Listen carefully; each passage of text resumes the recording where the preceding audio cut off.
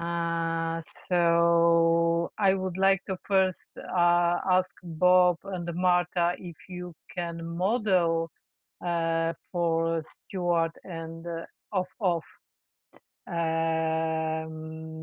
the process. It will be easier for Stuart and off to understand how it works if they will see how we do that.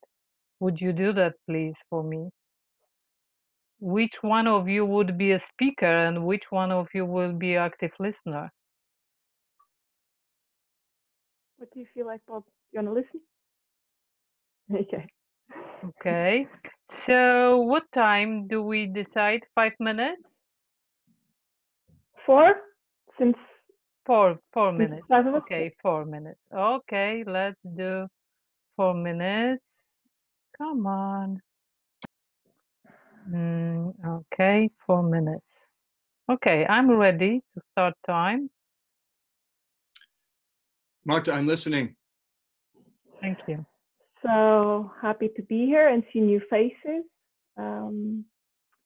And yeah, I think I'm coming down with a cold or something.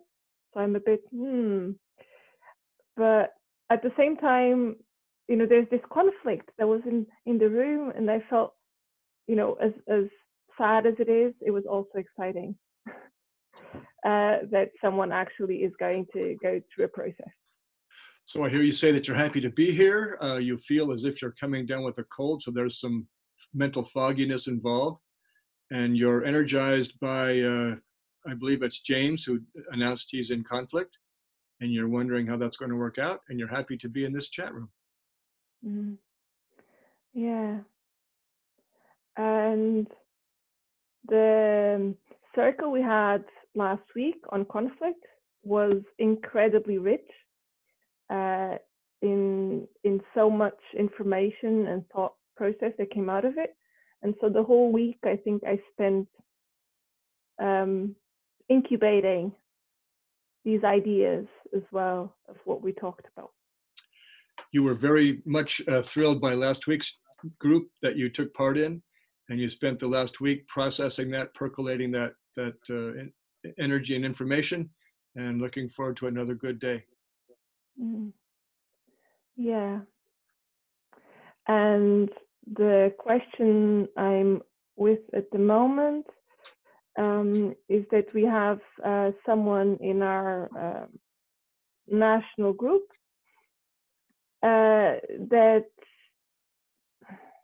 I think they express themselves in a way that that I think they're amazing. I think they're amazing, and I think sometimes they express themselves in a way where they don't get fully understood. So there's one individual in your national group who expresses themselves in an amazing way, and you're not sure that all the group members understand what this person's trying to communicate. I don't think they necessarily express themselves in an amazing way. I think they are amazing, and I think the way in which they express themselves, amazing or not, I'm not one to judge, but it gets them into trouble. So this person is an amazing person, and the way they express themselves gets them into trouble. Yeah. And so what I'm thinking is what needs to happen for them and everyone else to benefit the most. So you're wondering within yourself what needs to happen so that this person and the group can benefit from all this. Yeah. I'll stop there. Thank you so much, Bob. Okay. I feel hard. Karolina, do you want me to respond or just pass on to you? Okay, so I understand Marta is done feeling hurt, and now it's your turn, Bob, to be a speaker. And you have to choose listener. Jürgen, would you please listen to me? Yes, I can do so. Thank you. It is a joy, a deep joy, to be with everyone from all around the world in this. And I hope that this international sisterhood and brotherhood can help bring the planet together as one family. Okay, Bob, you said you're happy to be with people from all around the world, and you hope that all the people can become a humanity family more and more. Yes. And without question, in my mind, the issue that faces us is, are we going to cause our own extinction?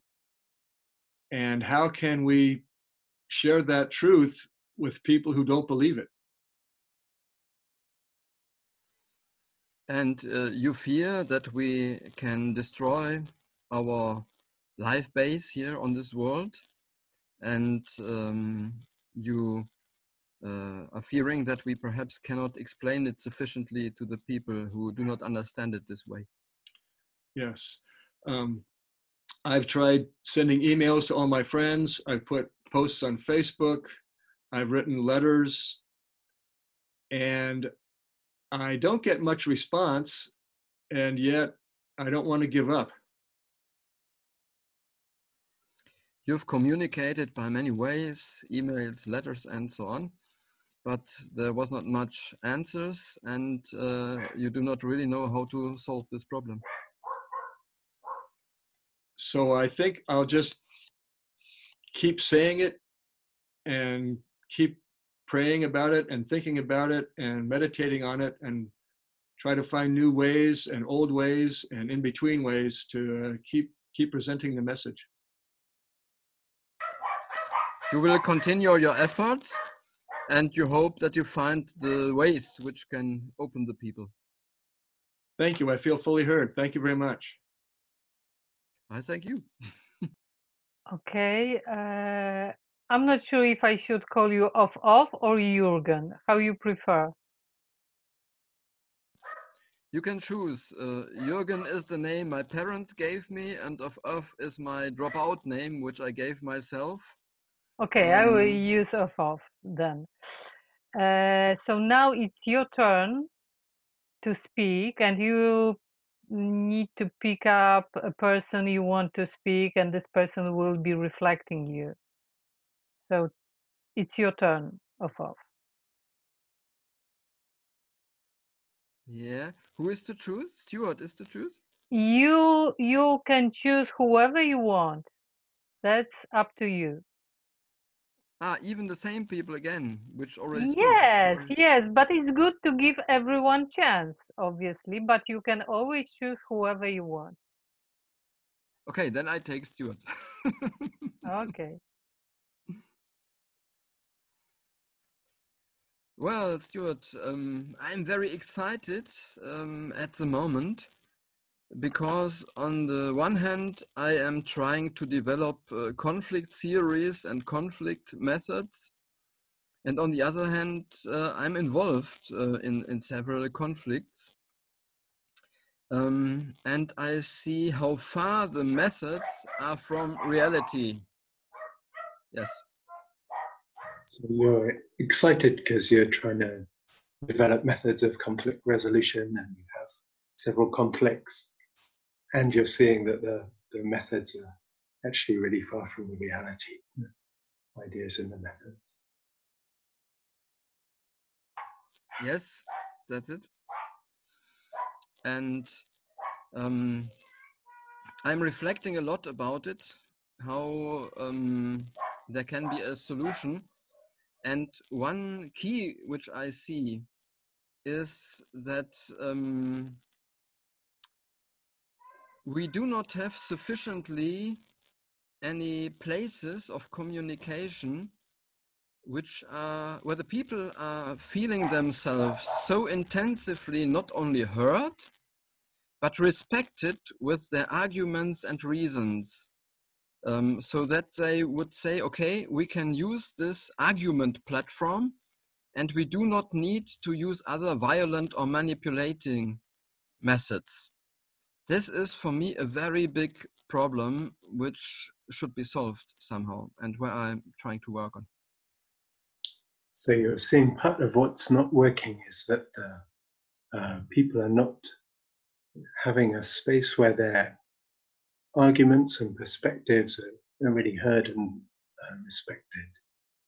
And this seems to be a key piece in finding ways to resolve the conflicts. Yes, I can describe the problem also in the way that many conflicts, as I experience them, are the way that the people choose in a very arbitrary way their point of view.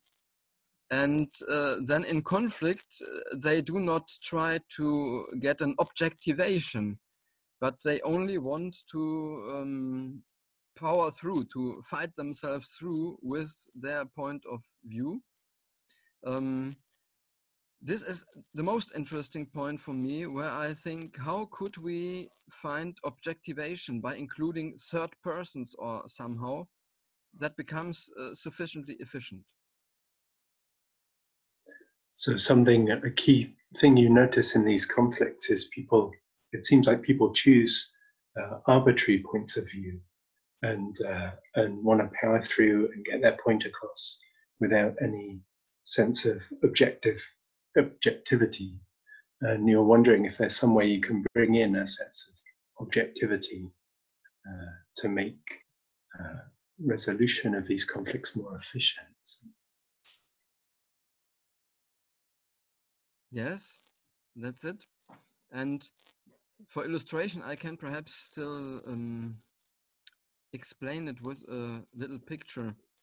I think in former times, when people were connected with one another and there were conflicts in the big families or the tribes, I think there was a very good role, or were good roles.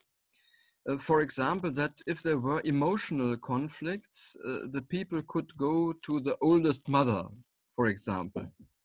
Or if there were conflicts concerning subjects, they could go to the oldest wise people. And I think this we are missing very much. Perhaps today, or I hope so, could be somehow science, for example, scientists, which can objectivate, but they do not have that life connection, I would say, which is necessary. So you can illustrate with a picture of old cultures where there used to be roles that serve these purposes, like the oldest mother or a wise person to resolve a difficulty around some idea. And one of the times we use find people to fulfill these roles, perhaps scientists, but concerned that they don't have that connection in the same way as these people did in the past.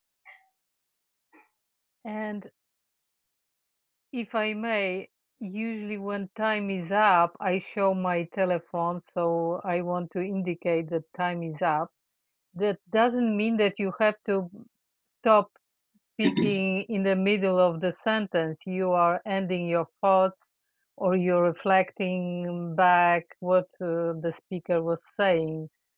Freely feel free to adjust whatever you need of if you need to correct something or add something. This is the moment for doing it. Yes, I can say I feel well heard by Stuart. Okay, And thank you. I can add perhaps that for me it's the same dream of coming somehow to humanity family, and the eldest mothers or the wise people or who else or what roles there could be. Very important how we can find the methods and the possibilities of really living it. Yeah. I thank you. Thank you. Okay, so would you reflect that back? Yes. Mm-hmm. Yeah, sure. So it's whatever the route we choose to take, whether it's these old wise people or the or any other route. It's really the same dream at your heart of shared humanity, of shared brotherhood in humanity. And that's what's important to you. Mm-hmm. Okay, thank you. So now, Stuart, it's your turn. You are the speaker and you're choosing somebody to reflect you back. So could I choose you, Karolina? Yes, of course. I was listening to you. Cool. So I feel a little bit nervous. I've not participated in something like this. So I feel, particularly listening there, a little bit like I ought to perform somehow well or something like this. There's a little nervousness. Okay, so you feel a little bit nervous about listening and reflecting back what somebody is saying. You feel nervous about it. Yeah, touch. And I've been involved in XR in the actions in London, the last two actions in London. So I was there for a couple of weeks both times. But I've stepped back a little bit recently from the local groups. I've not been so involved. And I heard about this call, and I'm kind of interested. I have a long-term, like, internal reflective practice and Buddhist practice, and an interest in communication. But I've never actively supported other people resolving conflicts. And I have a kind of a I'd like to do that. It's something I'd like to do and develop the skills. I don't have the skills, so that's coming to me. And yeah. I'm experiencing some problems with understanding what you're saying, but I will try anyway. So you were involved in some XR actions in London,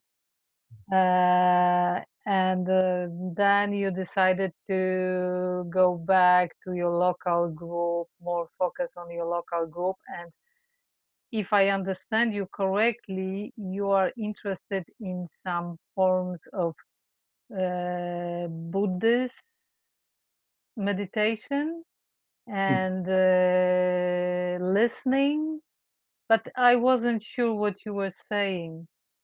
I'm sorry.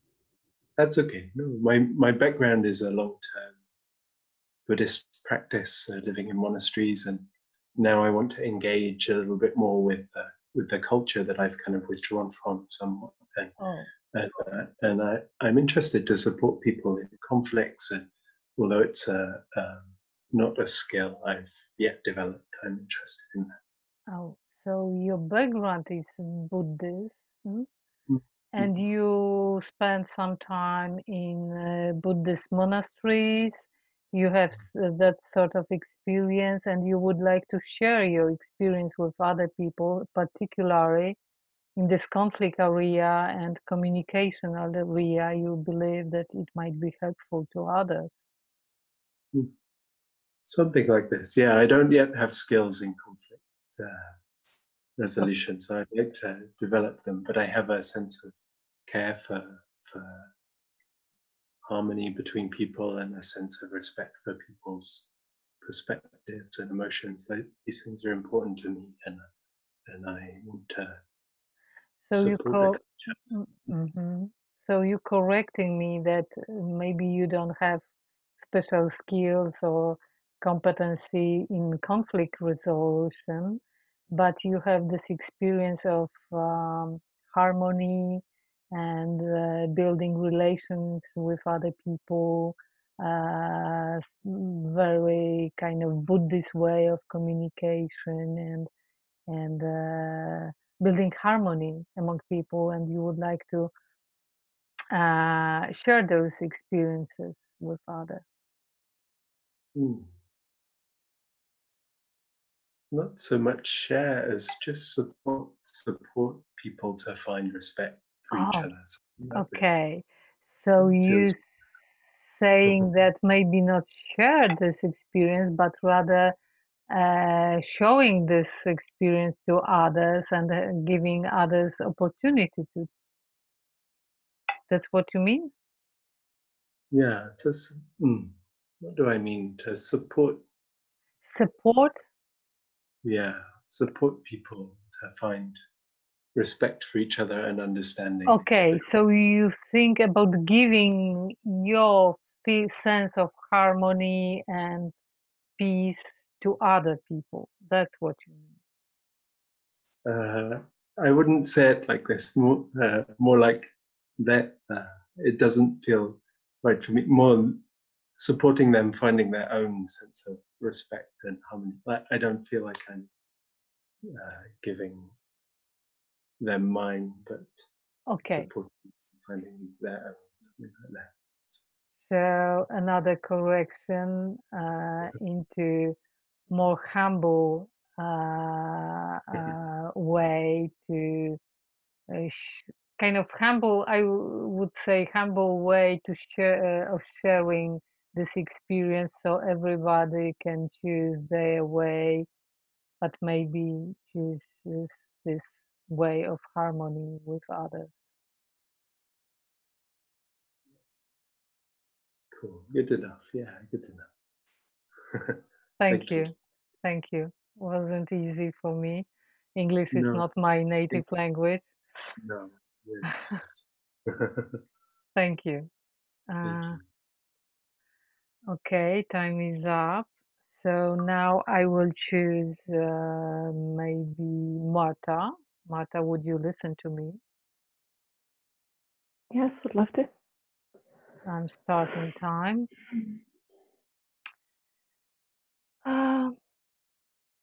So I didn't participate last week because I was on the workshop of Dominic Barter about conflicts, and I couldn't participate in our call about conflicts. So I don't really know what has happened during this call. I didn't have enough time to listen to the recording, so it's still ahead of me to hear what everybody was saying then. Yeah, so you didn't actually join us last week because you were in Dominic Barter's workshop on with his methods of conflict resolution, and so you actually weren't there, and you've not had the time to listen to the recordings. So yeah.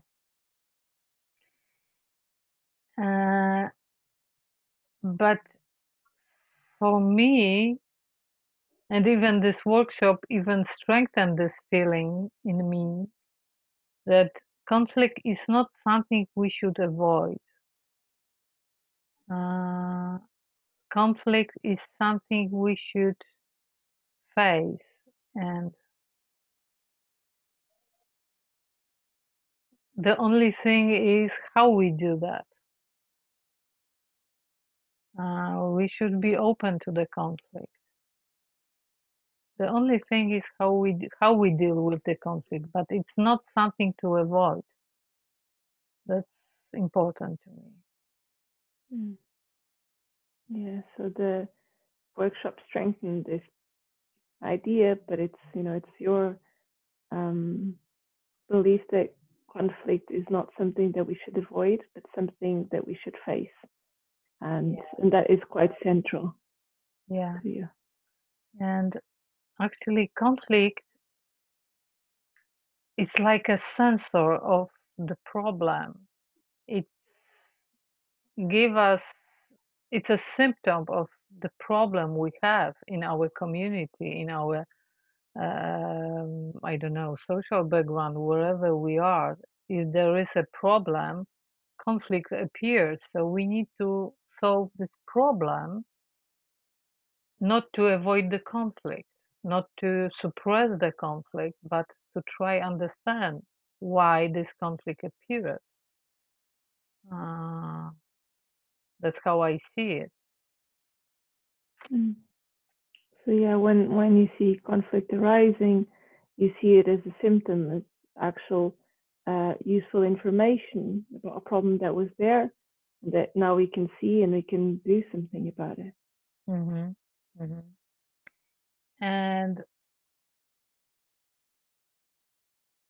the problem is that we very often avoid facing conflict, and this conflict is raising and become bigger and bigger, and then how it becomes violent. And that's why we try to avoid. The more we try to avoid conflict, the bigger conflict, the more violent conflict become. So I feel like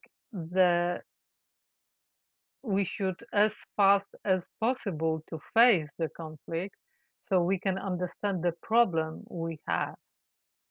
That's how I see it. Mm. So you think rather than letting conflict sit without addressing it, which can lead to it growing and growing and even become violent as it grows, that it would be better to address it straight away and see it as a problem and engage with it. Yeah. And probably I will continue in next round. Thank you. I feel heard. Thank you. Thank you, Karolina. If will you listen to me, please? Yes.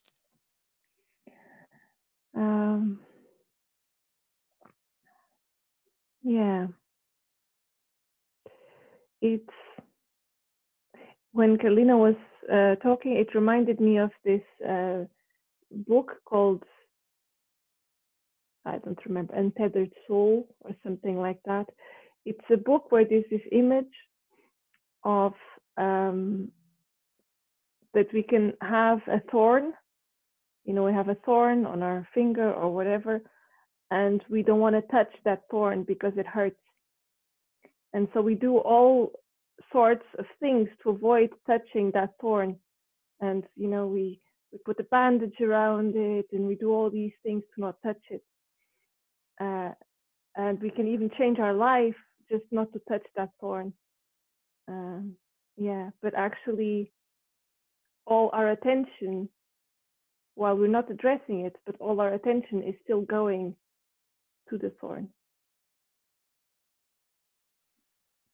What Karolina said reminded you of a book, and in the book there was the picture, the image that a person has a thorn in its finger, which hurts, and he does a lot, putting around something or changing anything else in his life, and there is still the hurting thorn, but he does not really address to it.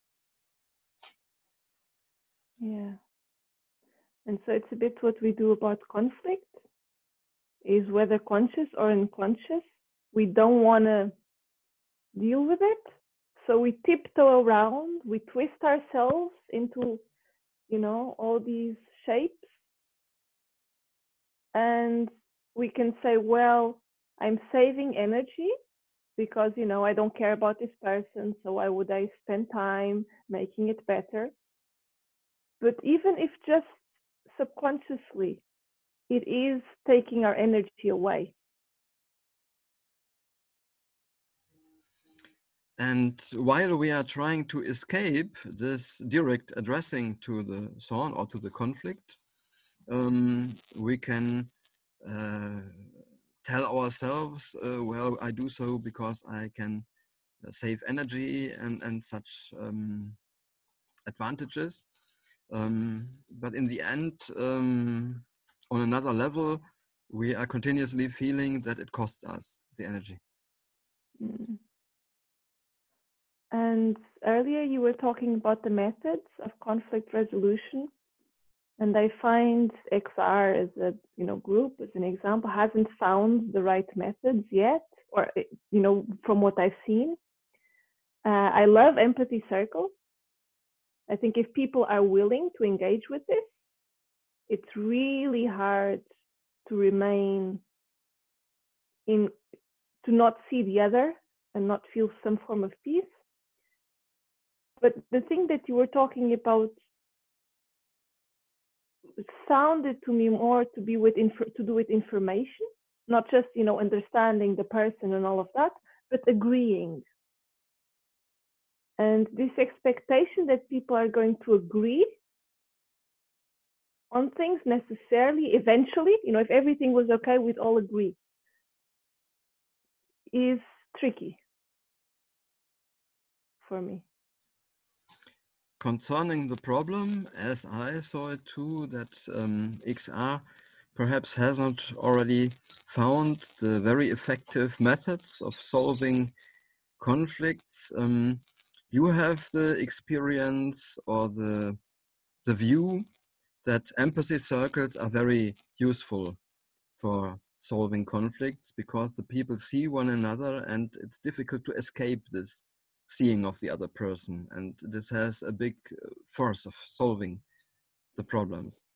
Whereas me, I spoke of it in a way that it's like clearing facts or getting an agreement about things and not so much seeing one another.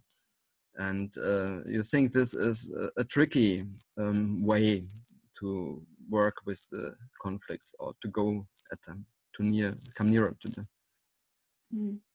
Yeah, just a small thing to add. It's not that that's all you were talking about, right? That's one tiny thing that I took away from what you were saying. Not.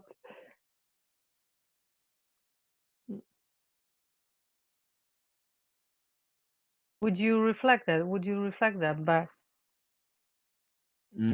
Yes, she said it was not the whole message I spoke about, but it was one part of it. Thank you. Thank you. So now it's your turn, Ofof. You are the speaker and you're choosing the listener, active listener, Ofof. Okay, so I take Bob, perhaps. Off, I'm listening. And as I've learned now, it's possible to take reference to things people said. I think it's really a big problem that one often feels like being alone in a desert when one really takes serious ideas like humanity family. Even if there are alternative scenes or groups which declare it would be their aim, normally it's nearly impossible to speak with the people in a way that draws the lines now in a very straight way and coming to conclusions which are not so nice for the people. So you feel as if you're in the desert, alone, isolated, and you view the global situation with concern that it will be very difficult for us to draw straight lines of communication and relationship. Yes, it's the special point. What does it mean to form humanity family? You see, it's very known, this idea. It's the first sentence of the Declaration of Human Rights. It's in the preamble of the Earth Charter.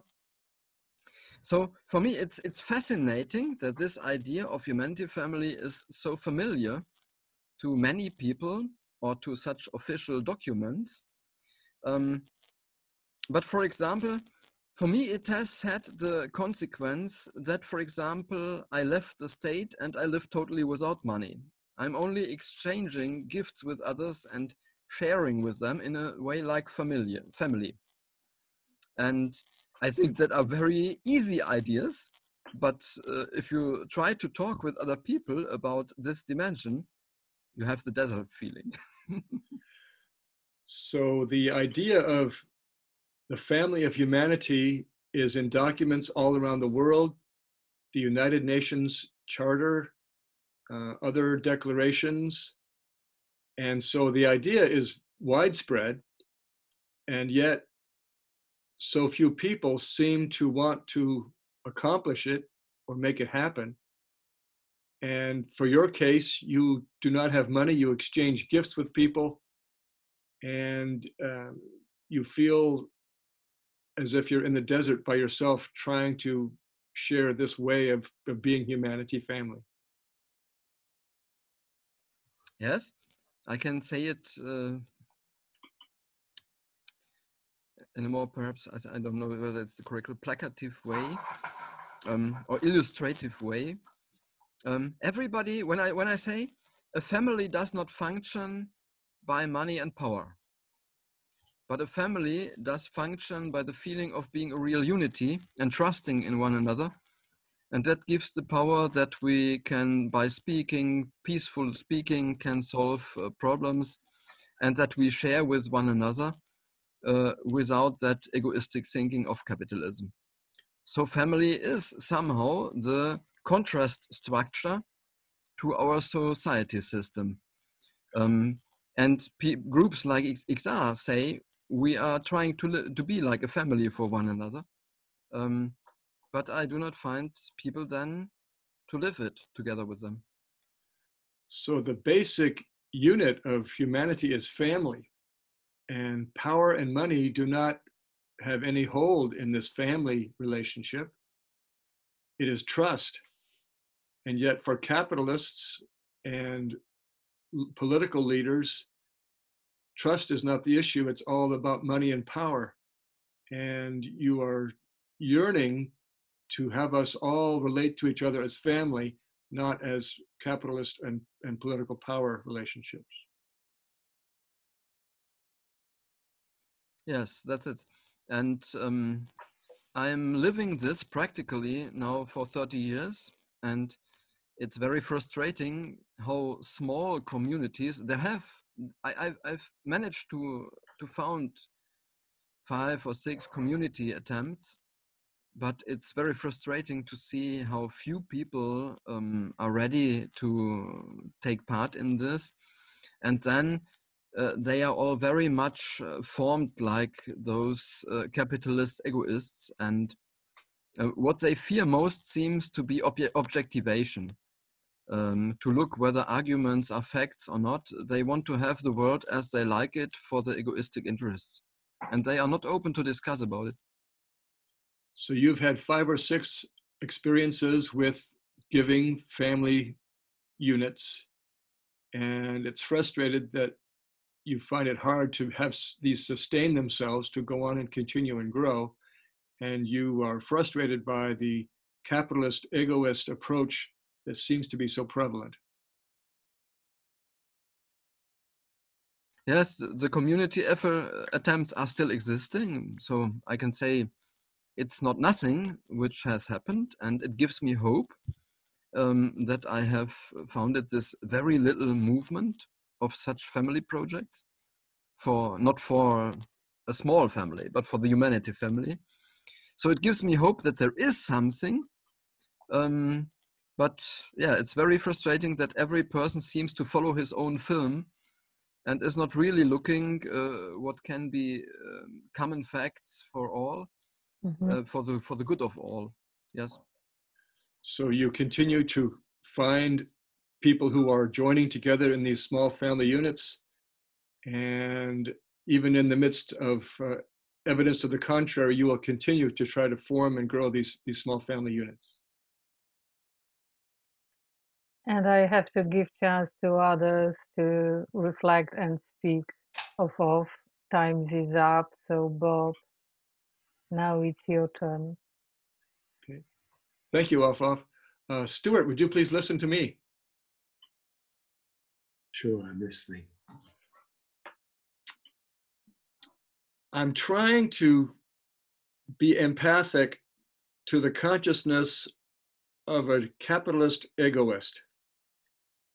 And I'm trying to decide, do they intentionally absorb and collect all this wealth and power to punish other people? Do they do it to put themselves above other people? I'm just curious about what the unconscious motivation and the unconscious intention of capitalist egoists is. So you're trying to understand and empathize with these people you're calling capitalists, egoists, and understand what their intentions are. Are they doing it just for power, or are there other things going on? There's interest in understanding. You need to understand, empathize. And I get the feeling that capitalist egoists are impressed with their own ability to accumulate wealth. And they challenge others to try to be as good as they are at it. And that's my sense. So your sense is that they're impressed with the data to acquire wealth and want to challenge others to be as good as them at it, as your sense. And when I think about that, the odds are against most of us. I consider myself a wealthy man, but compared to Rupert Murdoch or Jeff Bezos, I'm small potatoes. And so I need now to understand how I can effectively confront people like Rupert Murdoch and Jeff Bezos and say, what do you really want? Can you please be honest with us about what your method is, what your conscious awareness is, what your intention is, what your motivation is? So you're aware how, in comparison, even though you consider yourself a wealthy man, in comparison to some of these people, you're small potatoes, and you want to be able to confront these people and ask them what their real intention is, their motivation, their conscious motivation. And obviously, they isolate themselves. They don't want to listen to me. So I wonder if people like Bernie Sanders or Elizabeth Warren can be the folks who will get their attention. So you're aware that these people, they won't listen to you. That's your sense. And you're wondering if somebody else, maybe Bernie Sanders or Elizabeth Warren, they could be the people to get their attention. Yes. So in the meantime, I will keep coming to empathy circles and keep reaching out to my friends and family. And success is not the issue for me. The issue is to be faithful to the practice. So in the meantime, you'll continue with what you're doing, empathy circles, and knowing that success isn't your issue. It's continuing with the practice.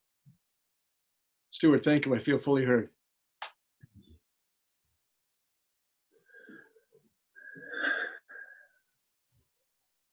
So whom are you choosing, Stuart? So maybe Marta? Yeah, sure.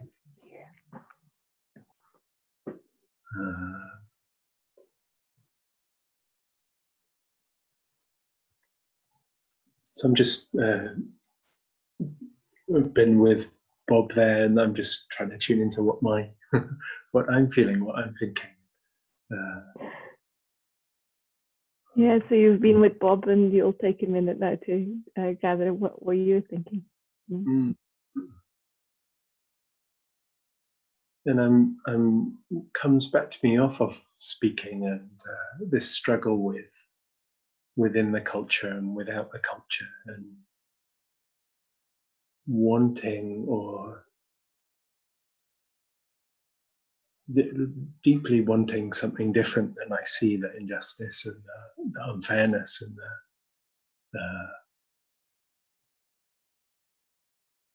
and struggling to know how to stay, and also have a wanting to be part of humanity. I'm thinking of this word humanity family for me off of, by the way, I don't, it's not an English phrase, so it's lovely to hear it and pick it up and try and feel the meaning. So I'll stop and let you say something next. So yes, you're thinking about what Hof was saying of living within and without society, and thinking about how you, how wanting or not wanting to do that. And you also mentioned that you liked the expression, that it was new to you. Humanity.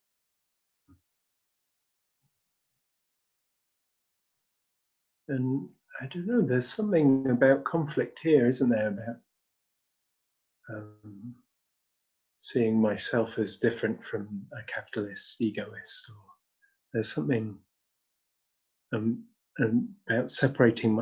I've done a lot of separating myself, as in going to different communities, and something doesn't feel right in me about that. There's some kind of conflict in me when I do that, and I still also struggle with this, how to be part of, but express or support really different values, like this sense of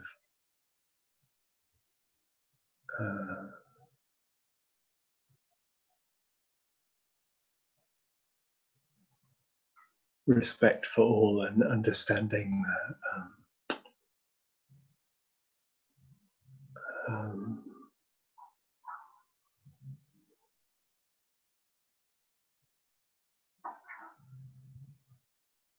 the ways that my heart breaks when I see what we're doing to the planet, and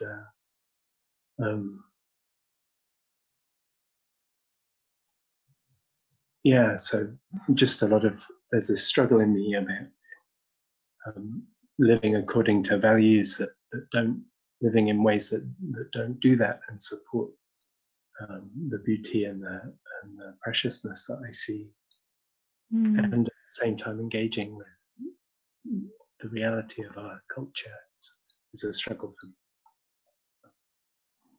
me. Sorry. Right. So there's this thing about participating and not participating for you that is a bit of an inner struggle on, being not part of it, but then you feel some guilt, and there's something also about the separation between, are these capitalist individuals different from me, and am I separating? But then when you're thinking about when participating, when being in society, how to keep that authenticity of your values, how to keep that being true. Thank you. I feel fully heard. Thank you. Thank you, Stuart. Karolina? Yes. Listen to me? Yes, I will listen to you.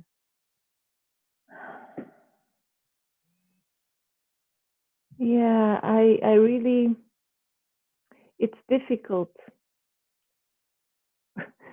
I think in certain groups like XR, it can be difficult, in my experience, it can be difficult when you empathize with the capitalist, individualist, whatever.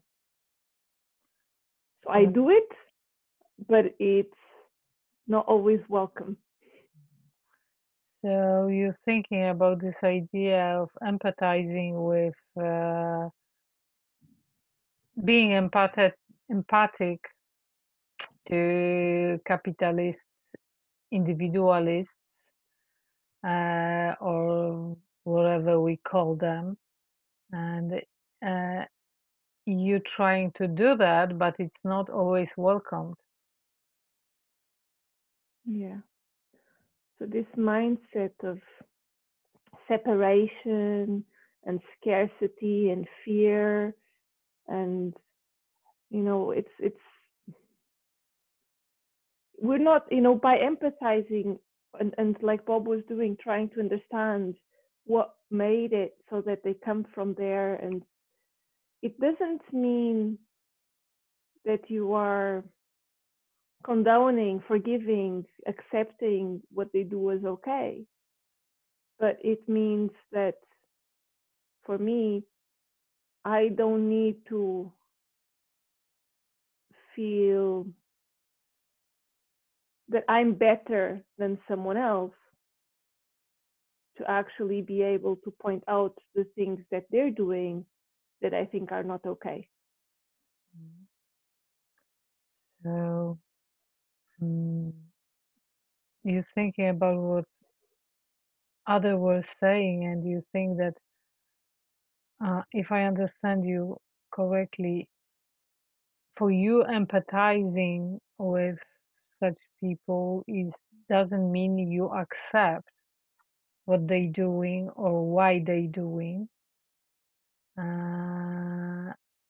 It's just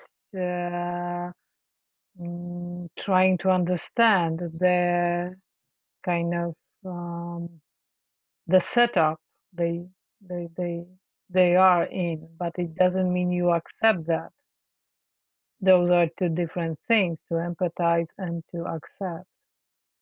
And it's really, some people see these people, whoever they are, that are different from them, as monsters. I can go too much the other way and see them as hurt children, traumatized children, and I understand that might not be the reality. I'll try to explain it better. So the traditional activists might see these people as monsters. Mm-hmm. You know, they don't deserve our respect, our empathy, nothing. It's about deserving. Mm-hmm. And for me, I see it as a poor, like Marshall would say, it's a poor expression of an unmet need. They're not, you know, the world, if they were happy, if they were well integrated, if they were feeling loved as children, and now I have the belief they would not act like that. Okay, so what you mean is that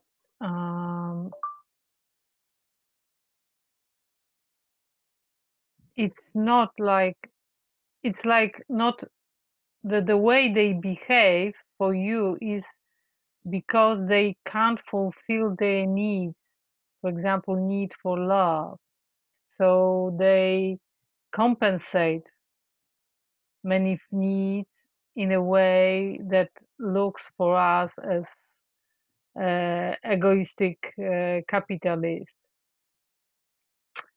And many people perceive it, many activists perceive such people as monsters, sort of. But you don't think this way. You actually empathize with them and try to see those needs they can't fulfill. That's what you mean? Yes, that's it. Thank you, Karolina. I feel. Thank you. Thank you.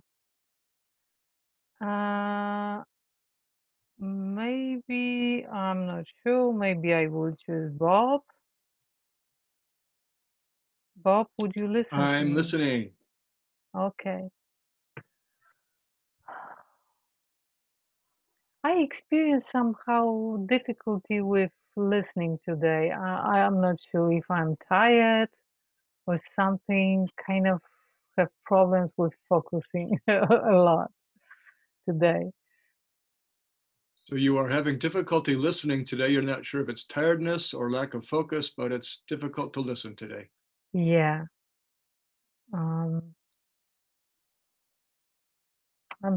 I don't feel distracted, but somehow it's very difficult to listen for me. Coming back to the conflict and to the situation of conflict and the situation in XR movement, I'm surprised by one very simple thing. We have a lot of documents about conflicts, dealing with conflict, and those documents are full of Dominic Barter's ideas. But we actually do not execute those ideas at all. They exist only in those papers. So this is kind of strange situation for me. That's what I see. In your perception of the XR movement, you know there are documents which deal with how to accept conflict, deal with it, and resolve it, but they're just words on paper, and no one is living out these words. Mhm. So I like our empathy circle ideas about resolving conflict mediation. I like it very much. And part of what Dominic Barter suggests is very similar. I see those two ways as kind of sisters. But the most, maybe I stop there. So you are aware that Dominic Barta's principles and the empathy circle principles are sisters, and I await the next statement. And the problem is that Dominic Barter suggests to build the system from the ground. So when there is a new group, local group or working group, we should, from the very beginning, include in this group the system of resolving problems, and we don't do that. And when the conflict appear, we expect help from some mediators, from some external group that will help us to deal with the conflict. No, we should deal with the conflict in our local or working group. That's what we should do. But to do that, we need the system inside our group. And that's what doesn't exist. What should be there, and it is not there. So Barta offers us the chance to build groups from the ground up, which have conflict resolution principles built in from the beginning. Mm-hmm. But the groups ignore this, and then when conflict arises, they don't take advantage of the principles that Barta offers. Well, maybe I just emphasize that this is very important, that the system of Dominic Barters is not any sort of outer system of dealing with the conflict. It is an inert, integrated system of dealing with the conflict through in particular group. There is nothing separate. So that's why we have huge problems in XR movement. We still think about solving problem through the separate external system of dealing with the conflict. No, the system, we should deal with conflict inside the groups we are.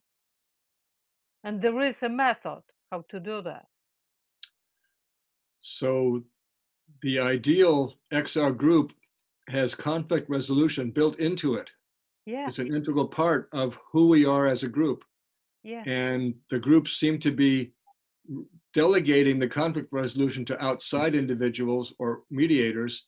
Mm-hmm. And that's wrong. It's got to be done within the group as an integral organic part of who the group is. Yeah, organic. Yeah, I like this term, organic. It should be organic. Yeah.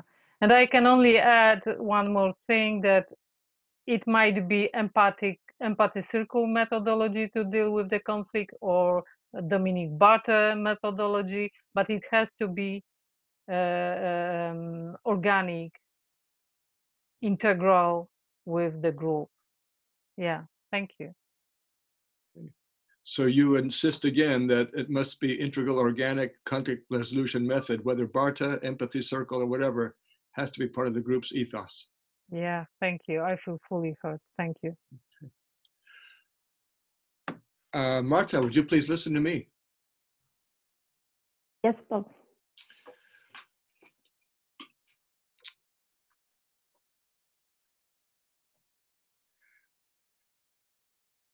My wife is very upset at what she calls the current occupant of the White House.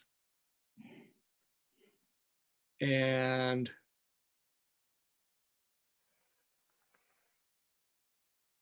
I'm trying to be empathic, and I want to be an effective empath in every relationship and offer empathy so that people can get the idea that their well-being comes from an empathic group relationship. So your wife is quite angry at the current occupant of the White House, and you wish to be empathic with everyone and to actually embody that. And I think of the Buddha, who teaches us that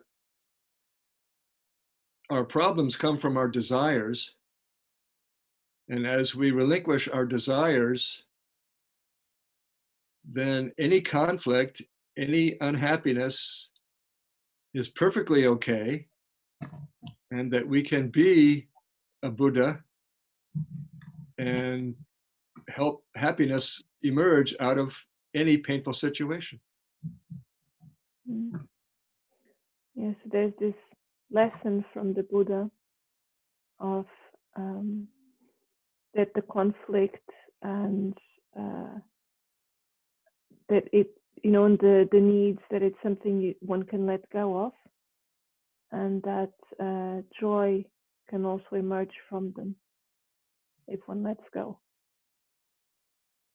And so I think of all the great teachers, the Buddha, Krishna, Jesus, Socrates, Lao Tzu,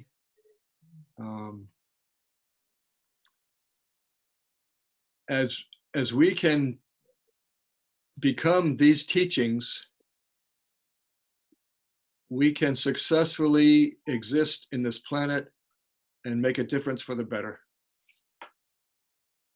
So you think about all the teachers, like Buddha, and you mentioned many, and you think that if we used their teachings, then we could make the world a better place. Thank you. I feel fully heard. Thank you, Bob. Stuart, would you listen?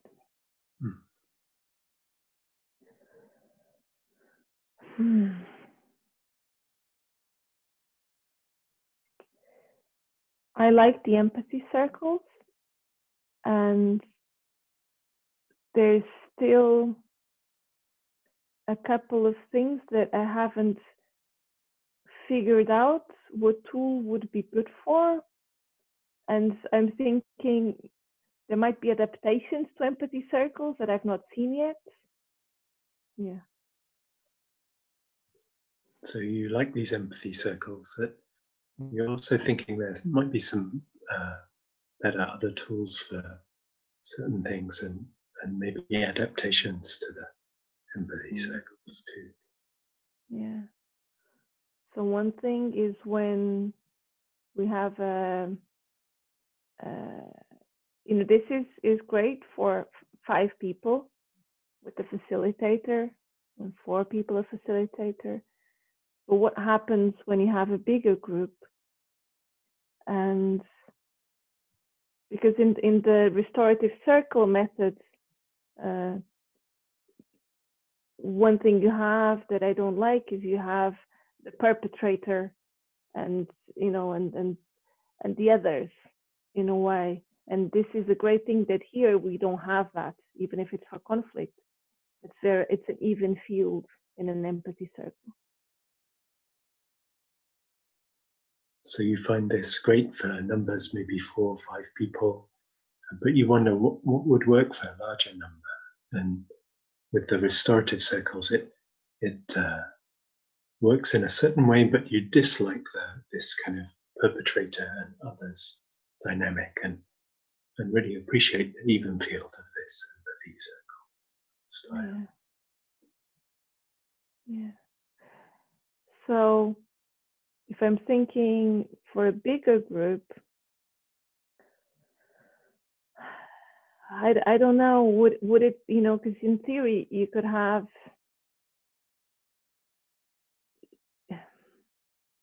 in theory, you could have various empathy circles running in parallel, and you can, swap the people in them over time, and that way everyone gets to interact with everyone else. And you can sort of try and find a way of, although you don't have everyone in the same room, to have various small circles that flow from one to the other. So you're recognizing that in theory you can have these small groups made out of taken from the larger group, and then move people between them. So in time, everyone has a chance to interact with each other. Because, as an example, let's say I have a conflict with someone here, but I would be happy to resolve the conflict between us, but somehow this conflict affects a wider community. So we can do the learning here, but others in the wider community will not get the benefit of what we learned directly. So you're imagining a situation where you might have had a conflict with someone in this group, and how if you resolved it just between the two of you, even though you might be up for that, the wider community wouldn't benefit from the learning of that process. Yeah. Thank you, Karolina. I feel hurt. Stuart.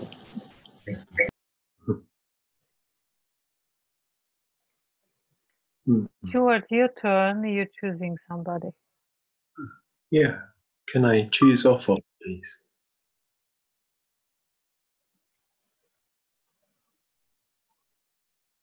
Yes, certainly. Thank you.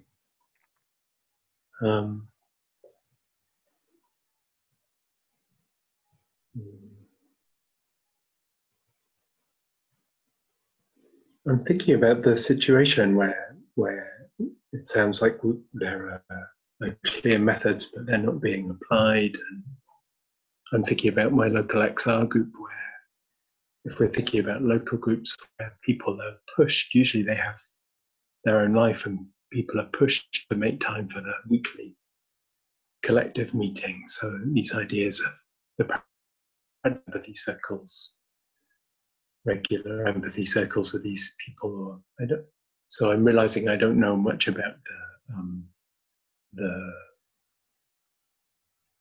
suggested methods as I'm speaking, and I'm recognizing that people are pushed in the local groups. People are pushed for time because they're busy lives, and I'm trying to ponder what the blocks for things being implemented in the way Karolina wants to be implemented.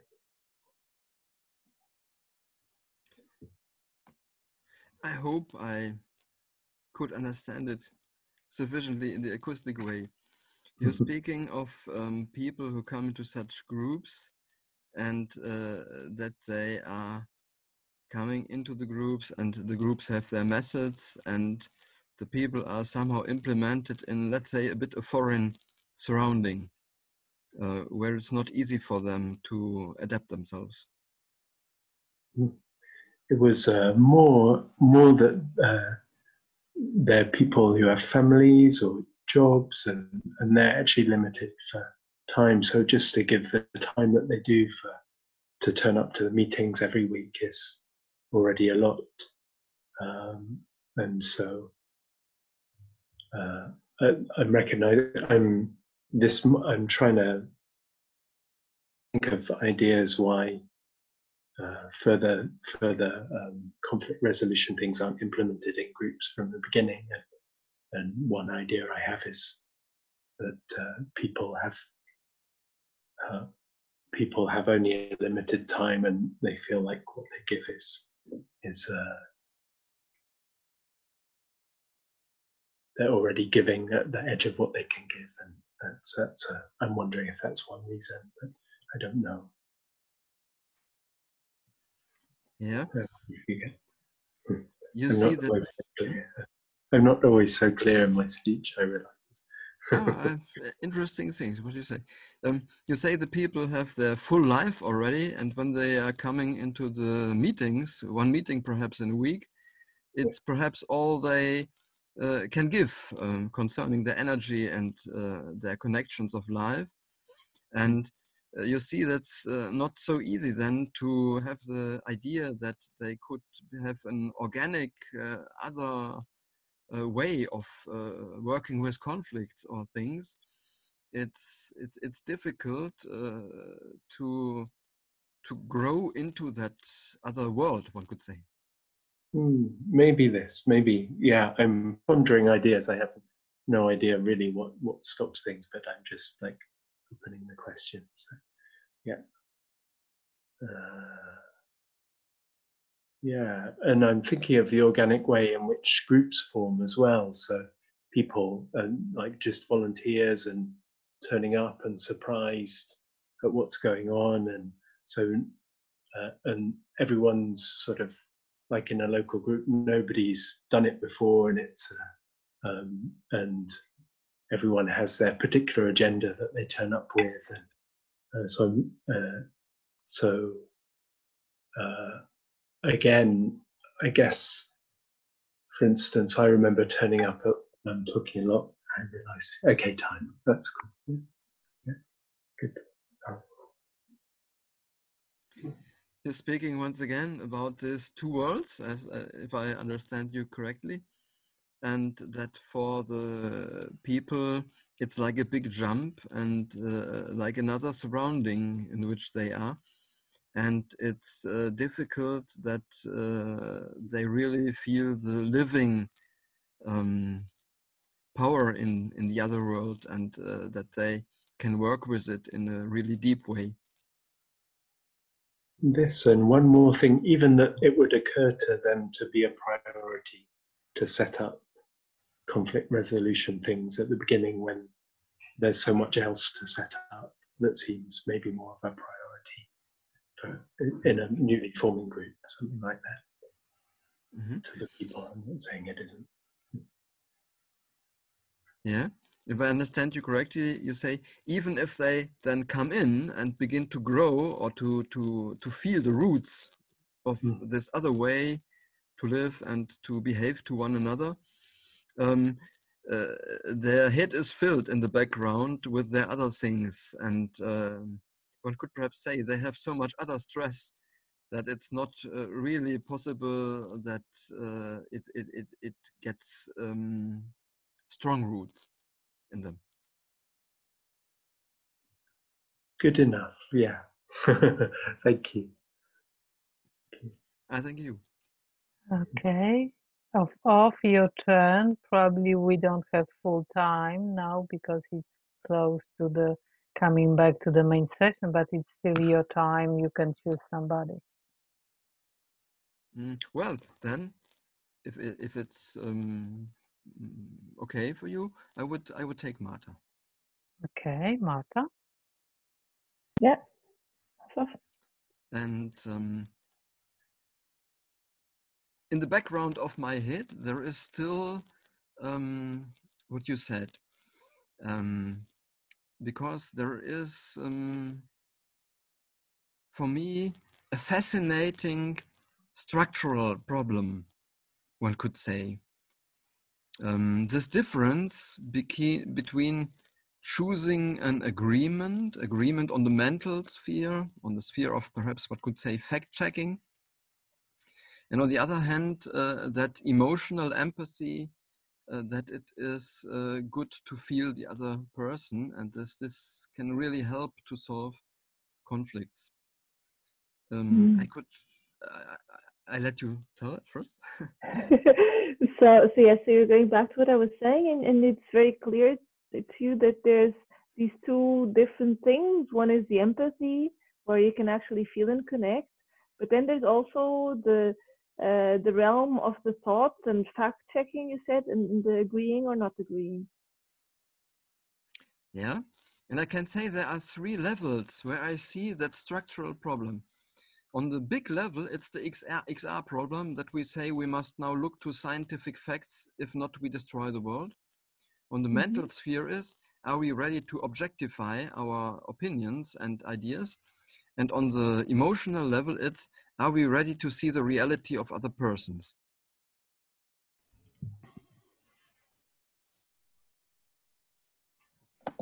Okay. Of human, we had to break our talk of was Oh yeah, sorry capable, about that. capable to say few words. So you can stop your recording, Bill and Yeah. Karolina, if you're still recording.